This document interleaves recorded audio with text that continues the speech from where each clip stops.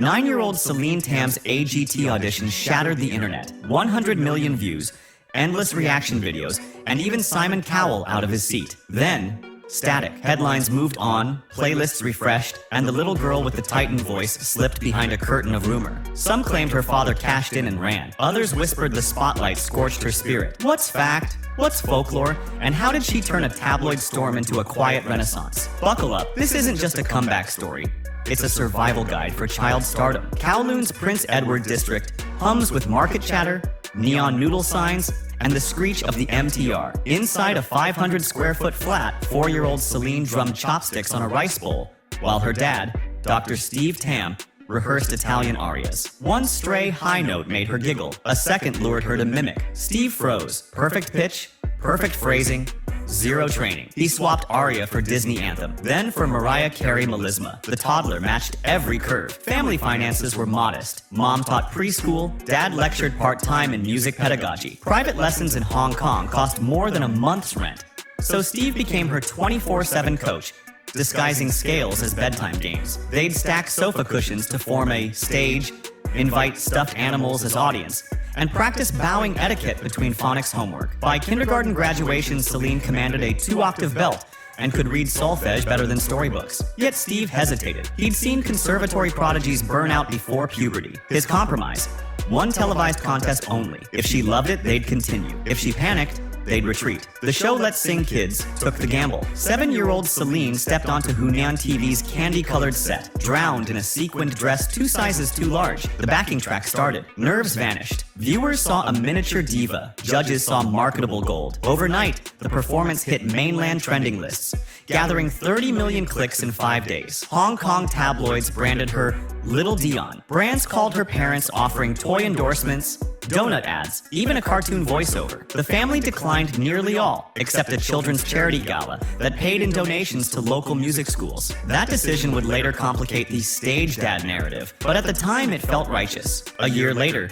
NBC's Little Big Shots hunted global kid talent. Producers spotted Celine's viral clip and sent flights for her and Canadian boy wonder Jeffrey Lee. For the first time, she left Asia. First time tasted In-N-Out. First time confronted jet lag. On stage, the duo delivered Disney's You and Me. 2 languages, 3 key changes, 0 fear. Steve watched from the wings, eyes shimmering. Social analytics tell the real story. US Google searches for Celine Tam jumped 9,000% that week. Subscriber counts on her YouTube channel, run entirely by mom, leapt from 12,000 to 320,000. That data later fueled cynics. Were the parents engineering virality or just surfing an organic wave? Summer 2017, AGT Season 12, Pasadena Civic Auditorium, 10,000 hopefuls. One golden dream. Celine cued with street dancers, magicians, neon-haired jugglers, yet her calm, unnerved adults. Simon's glare can liquefy knees, but she met it with a grin and launched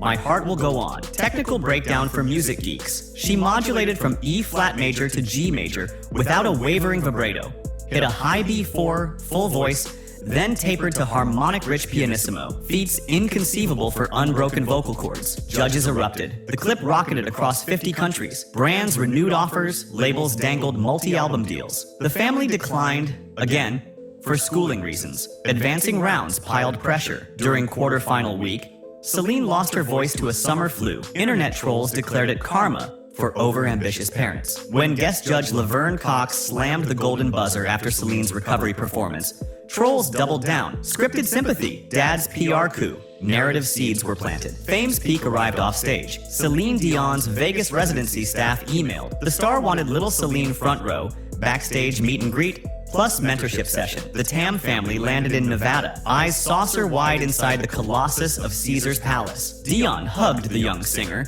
shared diaphragmatic breathing hacks, and filmed a 30-second Insta clip calling her the future. That single post added 400K followers to Celine's IG overnight. Paradoxically, it also magnified backlash. Stage Dad orchestrated everything to meet Dion. Critics cited Steve's side gig concerts at small Hong Kong venues, claiming he plastered show posters with daughter's face. Context: fans often requested Celine as guest. Steve agreed only when charity fundraising benefited, but social media rarely respects nuance. Late 2017 forums on Reddit, Weibo, and HK's LIHKG incubated conspiracy threads. Steve owns a vocal school. AGT stunt boosts enrollment. True. He runs a micro studio. False. Enrollment remained capped at 12 students to fit his schedule. He copyrighted Celine Tam as trademark. False.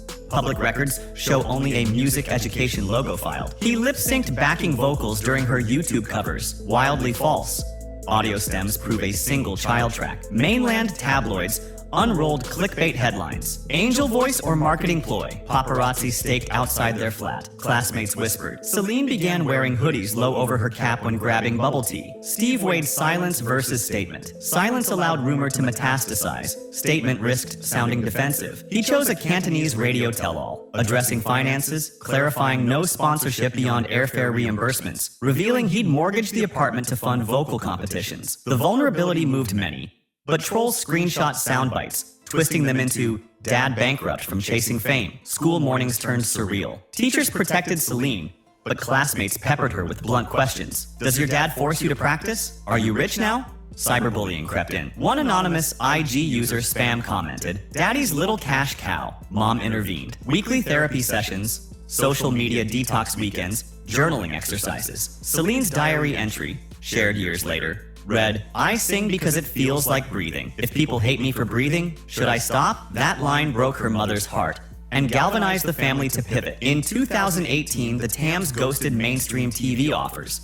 Except one, The Ellen DeGeneres Show. Ellen's warmth reframed Celine as a kid, chasing joy, not clickbait. But once cameras faded, the family disappeared from Hollywood radar. They drafted a 3-year slow burn plan. 1. Vocal health.